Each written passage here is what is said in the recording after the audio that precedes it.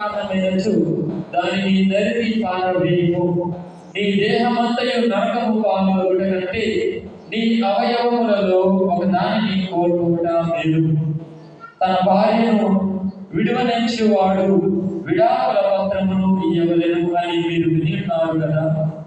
నేను ఇప్పుడు చెప్పినదేమనగా, వ్యభిచార కారణమున తప్ప తన భార్యను విడనాడు ప్రతి వ్యక్తియు ఆమెను వ్యభిచారిణి చేసిన వాడగును. అట్లు విడనాడబడిన స్త్రీని వివాహమాడిన వాడు ఆమెతో వ్యభిచరించిన వాడగును.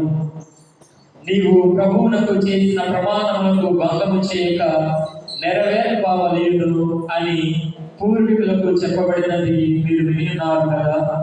కానీ నేనిప్పుడు మీతో చెప్పనదేమనగా, మీరు ఎంత మాత్రమును ఒట్టు పెట్టగలరు, పరలోకముపై ఒట్టు పెట్టగలరాదు.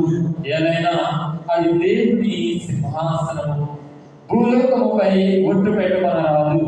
ఏదైనా అది ఆయన పాదపీఠము. యెరూషలేముపై ఒట్టు పెట్టుకొనకూడదు. ఏదైనా అది ఆ మహారాజు నగరము.